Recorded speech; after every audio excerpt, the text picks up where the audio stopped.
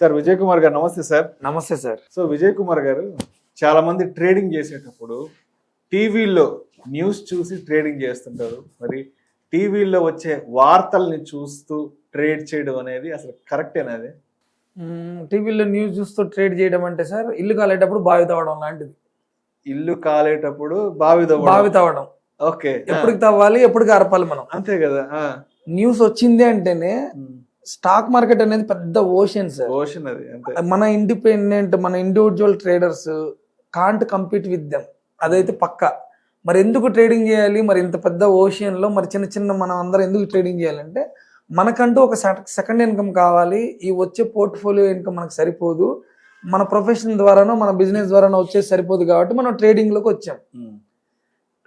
అంత క్లియర్ కదా సార్. ఖచ్చితంగా ట్రేడింగ్ చేయాలి, ఇన్వెస్ట్మెంట్ చేయాలి. నేను ట్రేడింగ్కి అగెనెస్ట్ కాదు, మేము బతుకుతున్నది దాని మీద, కాబట్టి ట్రేడింగ్ ఖచ్చితంగా చేయాలి. మీరు న్యూస్ బేస్డ్ చూసి ఆ పర్టికులర్ 1 స్టాక్ ఆర్ 2 స్టాక్స్ చేయాల్సిన అవసరం ఉంది సార్. 3500 సమ్, నాకు నెంబర్ కూడా కరెక్ట్ తెలియదు. నేను 20 స్టాక్స్ కంటే నేను ఎక్కువ చూడను సార్. అసలు ఎవరైనా అడిగి పలానా హెచ్సిఎల్ ఏమైంది చెప్పమంటే నేను అసలు దాన్ని ఫాలో అనే నేను హెచ్సిఎల్ అందరు అన్ని ఫాలో కాలేరు కదా. అవ్వద్దు కూడా.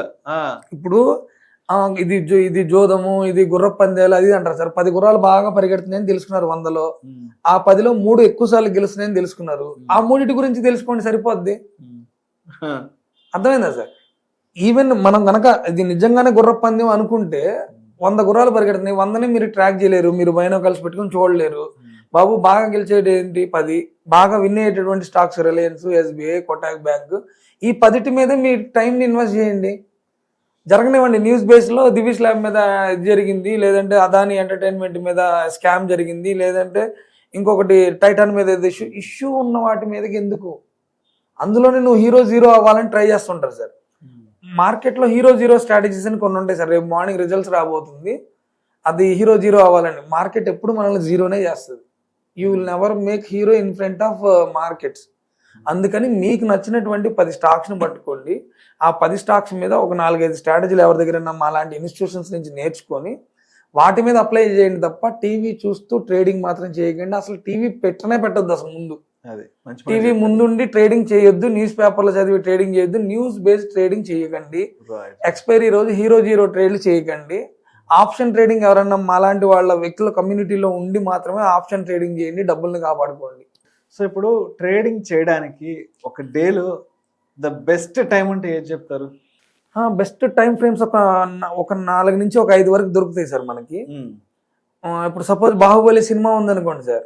బాహుబలి సినిమాని మళ్ళీ మీరు 2వ సారో 3వ సారో చూడాలంటే ఏం చేస్తారు? కామెడీ స్కిప్ చేసి ఆ ఫైట్ సీను ఇంకోటి ఎలాగైతే మనం బెస్ట్ సీన్స్ ఎలా అయితే పట్టుకుంటామో మీరు అన్నట్టు బెస్ట్ టైమింగ్ ఉంది సార్. 9:15కి మార్కెట్ ఓపెన్ అయితే ఒక ఫస్ట్ 5 to 8 minutes 10 minutes అసలు బాగా హైలీ ఫ్లక్చువేషన్ ఉంటుంది సార్. అది మన లాంటి ఇండివిజువల్ ట్రేడర్స్ కి కాదు. ఒక 15 నిమిషాలు దాన్ని వదిలేసిన తర్వాత మీరు ఇందాక మాటలు అన్నారు, ఏది ఓపెన్ రేంజ్ బ్రేక్అవుట్, ORB అంటారు దాన్ని. Open range breakout. ఈ 15 నిమిషాల క్యాండిల్ పైకి వెళ్తేనేమో నేను బై సైడ్కి వెళ్తా, ఈ 15 నిమిషాల క్యాండిల్ కిందకు వస్తేనేమో నేను సెల్ సైడ్కి వస్తా. ఈ 15 నిమిషాలు ఓపిక్గా లేక క్యాపిటల్ పోగొట్టుకునే వాళ్ళు బోల్డ్ మంది ఉంటారు. ఫస్ట్ 15 minutes క్యాపిటల్ పోగొట్టుకునే వాళ్ళని అడగండి, ఫస్ట్ 15 minutesలో పోయిన వాళ్ళు ఉంటారు. ఈ ఓపెనింగ్ రేంజ్ బ్రేక్అవుట్ అనేది 15 నిమిషాలు ఓపిక పట్టు. మార్కెట్లో కొట్టుకునే వాళ్ళని కొట్టుకోనివ్వు, మార్కెట్ని సెటిల్ అవుతుంది. నా డైరెక్షన్ ఇదని మీకు ఒక ఇండికేషన్ ఇస్తుంది. ఆ పేషెన్స్ మీరు పెట్టుకోండి. Patience is equal to profits అని మనకి స్టాక్ మార్కెట్లో చెప్తారు sir. Patience is equal to profits. అదేవిధంగా 9:30 నుంచి మీరు ట్రేడింగ్ చేసుకోవచ్చు సార్, బెస్ట్ టైం.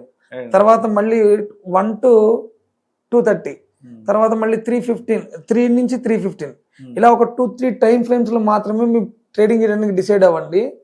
మీకు డబ్బులు పోయే ఛాన్సెస్ చాలా తగ్గిపోతాయి. అదేవిధంగా gap up, gap down trading అంటే ఏంటి? గ్యాప్ అప్ మీన్స్ మనం ముందు రోజు ట్రేడింగ్లో ఉన్నాం సార్. మనం ముందు రోజు ట్రేడింగ్లో 3 o'clock నాకు తెలిసి మేము ఒక 2:30 నుంచి ట్రాక్ చేస్తూ ఉంటాం. ఇది ఏ స్టాక్లో ఎక్కువ వాల్యూమ్ ఇన్ఫ్యూజ్ అవుతుంది, వాల్యూమ్ షాకర్స్ ఏమన్నా, వాల్యూమ్ షాకర్ అంటే అమ్మ ఎంత వాల్యూమ్ వచ్చింది ఏంటి అనేది, ఏదన్నా వాల్యూమ్తో క్లోజ్ అవుతుందా, లేదంటే ఈ డే హైని బ్రేక్ చేసి ఏమన్నా స్టాక్స్ క్లోజ్ అవుతున్నాయని మనం ట్రాక్ చేస్తూ ఉంటాం సార్. ఎందుకు ట్రాక్ చేస్తామంటే ఈ డేలో ఇది ప్రాఫిట్లో ఉంటే రేపు మార్నింగ్ కూడా ప్రాఫిట్లోనే ఓపెన్ అవుతుంది, 90% ఓపెన్ అవుతుంది అనే ఒక హోప్తో మనం దాన్ని ఇది చేస్తూ ఉంటాం. దీనికే గ్యాప్ అప్ ఓపెన్ అవుతుంది కదా అని చెప్పి మనం ముందు రోజు ఆ స్టాక్ను కొంటాం. దీనికి కొనడానికి కూడా కొన్ని స్ట్రాటజీస్ ఉన్నాయి సార్. ఓన్లీ ప్రైస్ మాత్రమే చూసి ఎంటర్ అవ్వకూడదు. లేదు ఈరోజు స్టాక్ న్యూస్ ఏదో బ్యాడ్గా వచ్చింది దాని మీద, ఈ స్టాక్ ఈరోజు బాగా డే లోలో క్లోజ్ అవుతుంది, డే లోలో దానికి ఉన్నటువంటి 1000 రూపాయల నుంచి 900కి వచ్చింది, 900లోనే దగ్గర క్లోజ్ అవుతుంది, ఇది రేపు మార్నింగ్ ఇంకా లోలో క్లోజ్ అవ్వచ్చు అనేది. సపోజ్ నిఫ్టీ సార్, ఈ మధ్య అసలు గ్యాప్ అప్లు గ్యాప్ డౌన్లు అనేవి ఫ్రీక్వెంట్ గా కనిపిస్తున్నాయి నిఫ్టీల్లో. గ్యాప్ అప్ అయితే 300 పాయింట్స్, గ్యాప్ డౌన్ అయితే 300 పాయింట్స్. గ్యాప్ అప్ అంటే ముందు రోజు క్లోజింగ్ నుంచి ఒక ఎక్కువ ఫార్ అవేలో ఓపెన్ అవ్వడం గ్యాప్ అప్, ముందు రోజు క్లోజింగ్ నుంచి ఫార్ డౌన్ లో ఓపెన్ అయితేనేమో గ్యాప్ డౌన్. సో అదేవిధంగా market order versus limit order అంటారు కదా, ఏంటది? మనం ఒక రిలయన్స్ ఉంది సార్, రిలయన్స్ ని ఒక 1300 లో బై చేయాలనుకున్నాం అనుకోండి, 1300 ఉంది అక్కడ, మార్కెట్ ప్రైస్ 1300 ఉంది, మీరు ఎంటర్ అయ్యారు 1300 లోనే కొనేసారు, దాన్ని మార్కెట్ ఆర్డర్ అంటాం సార్.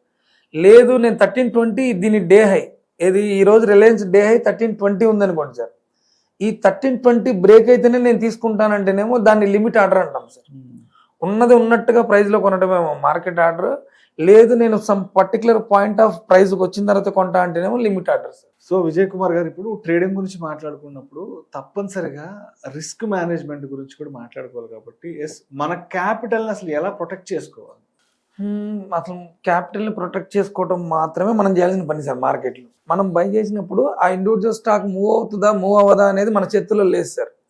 మనం బ్యాక్ టెస్ట్ చేసుకున్నటువంటి ఏదైనా ఒక స్ట్రాటజీ ప్రకారం మీరు ఎంటర్ అయ్యారు, ఖచ్చితంగా stop loss is the god for trading. మీరు ఒకటి రాసి పెట్టేసుకోవాలి అక్కడ, స్టాప్ లాస్ అనేది మాత్రమే మనల్ని రక్షిస్తుంది. దానిలో ప్రాబబిలిటీ గేమ్ అనేది మీరు అర్థం చేసుకొని రండి. ప్రాబబిలిటీ గేమ్ అంటే నెంబర్ ఆఫ్ ట్రేడ్స్ కనుక నేను చేయగలిగితే నా విన్నింగ్ పర్సంటేజ్ పెరుగుతుంది. అంటే మీ దగ్గర ఉన్నటువంటి క్యాపిటల్ని మీకు నచ్చినటువంటి ఒకటే ట్రేడ్లో డిప్లాయ్ చేయకండి, 4 ట్రేడ్లకు పెట్టుకోండి. మీ దగ్గర 50,000 ఉంది, 4 ట్రేడ్లలో 4 ఐడియాస్ మీన్స్ ఐదర్ ఎవరన్నా సలహాలు, మాలాంటి వాళ్ళ సలహాలు కానీ, లేదా మీ ఓన్గా రీసెర్చ్ చేసి బ్యాక్ టెస్ట్ చేసినటువంటి స్ట్రాటజీ కానీ, లేదా ఆ రోజు ఉన్నటువంటి ప్రైజ్ యాక్షన్ను ఇంకోటి మీరు నమ్ముకొని దిగినటువంటి, పేషెన్స్గా వెయిట్ చేసిన తర్వాత మాత్రమే మీ క్యాపిటల్లో 25 to 30% పెడతారు మీకు నచ్చినటువంటి ఒక ట్రేడ్లో.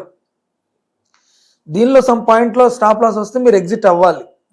ఒక ట్రేడ్ ఫెయిల్ అయ్యారు, రెండో ట్రేడ్లో ఇంకొక 25% పెట్టారు, ఇది కూడా ఫెయిల్ అయ్యారు, మూడో ట్రేడ్లో పెట్టారు, ఇది మీకు అనుకున్నటువంటి ఫస్ట్ టార్గెట్ ఏదో ఇచ్చింది, ఒక 25% మనీ వస్తుంది. మీరు 20,000 పెట్టారు, ఒక 4,000 వస్తుంది, ప్రాఫిట్ బుక్ చేసుకోండి. లేదు మీరు 20,000 పెట్టారు, ఒక 5,000 6,000 వస్తుంది, ప్రాఫిట్ బుక్ చేయండి. ఇలా ప్రాఫిట్ బుకింగ్ కానీ స్టాప్ లాస్ కానీ, అంటే ఎంట్రీ ఫిక్స్డ్ ఉండాలి, ఎగ్జిట్కి రూల్స్ మాత్రం స్ట్రిక్ట్గా ఫాలో అవ్వాలి, ప్రాఫిట్ బుకింగ్ మాత్రం ఖచ్చితంగా చేయాలి. మీకున్న క్యాపిటల్ని 4 భాగాలుగా విభజించిన తర్వాత మాత్రమే చేయాలి.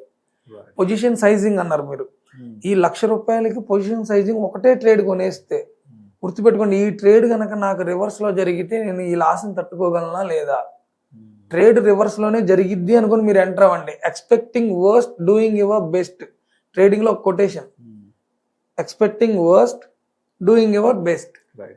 అది సార్, క్యాపిటల్ని స్టాప్ లాస్తో ప్రొటెక్ట్ చేసుకోవాలి. అదేవిధంగా డ్రా డౌన్ రికవరీ ఎలా అవ్వాలి? క్యాపిటల్ పోయిన వాళ్ళంతా ఏం చేస్తారంటే సార్, ఇప్పుడు అతను గతంలో 1 సంవత్సర కాలంలో ఒక 30 లక్షలు ఏమో పోగొట్టుకుని ఉంటాడు, ఇప్పుడు ఒక 3 లక్షలతోనో 5 లక్షలతోనో మళ్ళీ స్టార్ట్ చేస్తాడు. ఈ 3 లక్షలతో 5 లక్షలతో ఈ ఎగ్జాక్ట్ ఆ 30 లక్షలు రికవరీ చేసేయాలి ఈ 6 నెలల్లోనో. పోగొట్టుకుందేమో 1.5-2 సంవత్సరాలు పోగొట్టుకున్నాడు సార్. పోగొట్టుకున్న అమౌంట్ కూడా పెద్దదే, కానీ రెండోసారి వచ్చాడు, కంబ్యాక్ రావడం మంచిదే, మనం ఫోకస్డ్గా ఉండడం లేదా కంబ్యాక్ ఇవ్వడం మంచిదే. కానీ మనకు తెలియాల్సిన సత్యం ఏంటంటే, మార్కెట్కి నీ ఫైనాన్షియల్ గోల్స్తో సంబంధం లేదు, మార్కెట్కి నీ ఎమోషన్స్తో సంబంధం లేదు, నీ పెయిన్తో సంబంధం లేదు. ఇది కూడా ఇదే 3 lakhsని ఫస్ట్ ఆఫ్ ఆల్ ఎంటీ కప్తో మన మైండ్ సెట్ ఎంటీ అయిపోవాలి sir. Never regret with your past trades, first rule అది. Never compare your trading with others, second rule. మనం పాస్ట్ని మైండ్లో పెట్టుకొని చేసామనుకోండి, బ్యాక్ మిర్రర్ చూస్తూ డ్రైవింగ్ చేసినట్టు, అంతే కదా సార్. బ్యాక్ మిర్రర్ చూస్తూ డ్రైవింగ్ చేస్తే we will fall in accident anywhere. అది అంటే మనకేంటంటే పోయిందంతా వదిలేయండి, కొత్త దాంతో వచ్చారు కదా, ఈ డ్రా డౌన్ ఇమ్మీడియట్ గా రికవర్ చేయాలనే ఆలోచనతో రాకండి. Slow and steady I can win this race అని చెప్పి రండి. ఎక్కువ కాలం నేను మార్కెట్లో ఉండాలి కాబట్టి క్యాపిటల్ని ప్రొటెక్ట్ చేసుకుంటూ తక్కువ లాభాలు తీసుకొని ముందు మీ మైండ్ని చాలా పీస్ఫుల్గా మనీ మ్యాగ్నెట్గా తయారు చేయండి. రోజుకి 1000 రూపాయలు గ్రీన్లో కనబడ్డా మీ మైండ్ చాలా ఫ్రెష్గా ఉంటుంది.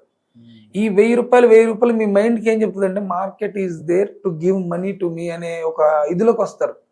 ఇక్కడ చేంజ్ అయితేనే, ఇక్కడ రూట్స్ మారితేనే పైన ఫ్రూట్స్ మారుతాయి సార్. సూపర్, చాలా చాలా అంతేగాని ఇక్కడ రూట్స్ చేంజ్ చేసుకోకుండా నాకు ఫ్రూట్స్ మారాలంటే మారవు. 3 లక్షలు కాదు 3 కోట్లు కూడా రికవర్ చేయొచ్చు. ఎప్పుడు మీరు లర్న్ చేశారు, కమ్యూనిటీలో ఉన్నారు, మాలాంటి వాళ్ళ కమ్యూనిటీతో జాయిన్ అయ్యారు, ఎడ్యుకేషన్ పరంగా రోజు నేర్చుకుంటున్నారు, స్లోగా డబ్బులు సంపాదిస్తున్నారు. మీ money become like a money magnet. మీరు కొన్న స్టాక్ మీ గురించైనా పెరుగుతుంది. అంటే మనం ఆ నేచర్ అంత సపోర్ట్ చేస్తుంది. భయంగా ట్రేడింగ్ చేయకండి. భయంగా చేస్తే అదే భయం మీకు రిఫ్లెక్ట్ అయ్యే ఫియర్ లాగా కనపడుతుంది, లాస్ లాగా కనపడుతుంది. ధైర్యంగా రండి, తక్కువ క్వాంటిటీతో చేయండి, ఎక్కువ రోజులు మార్కెట్లో ఉండండి, తక్కువ ప్రాఫిట్లు తక్కువ లాసులతో బయటకు రండి. హ్యాపీగా ఈవినింగ్కి మీ మైండ్ ఇంకా కొత్త ఐడియాస్ని ఇస్తుంది. ఎక్కువ పొజిషన్ కొనేసి స్టాప్ లాస్ లేకుండా ఉండి నైట్ నిద్ర లేకుండా టెన్షన్ పడుతూ రేపొద్దున్న ఏమైతే ఈ టెన్షన్లన్నీ వదిలేస్తే సగం market will give you money. అవన్నీ మేము చేసాం సార్. డబ్బులు పోగొట్టాం, నిద్ర లేకుండా ఉన్నాం, అన్ని రకాల తప్పులు చేసేసాం మేము. అన్ని తర్వాత ఈ గురువుల వల్ల మనం నేర్చుకొని ఇప్పుడు కొద్దిగా ఏదో దాని మీద ఇదవుతున్నాం. Thank you sir, thank you so much Vijay Kumar గారు. Thank you sir. ట్రేడింగ్కి సంబంధించి అన్ని రకాల చాలా ఇంట్రెస్టింగ్ ఫ్యాక్ట్స్ గురించి, మరీ ముఖ్యంగా ట్రేడింగ్ సైకాలజీ గురించి, అంటే సైకాలజీ పరంగా మైండ్ సెట్ పరంగా మనం ఎలా ఉంటే ట్రేడింగ్ చేయొచ్చు అన్న దాని గురించి చాలా మంచి విషయాలు మన సుమన్ టీవీ ఆడియన్స్ షేర్ చేసుకున్నారు. Thank you so much Vijay Kumar. Thank you so much sir.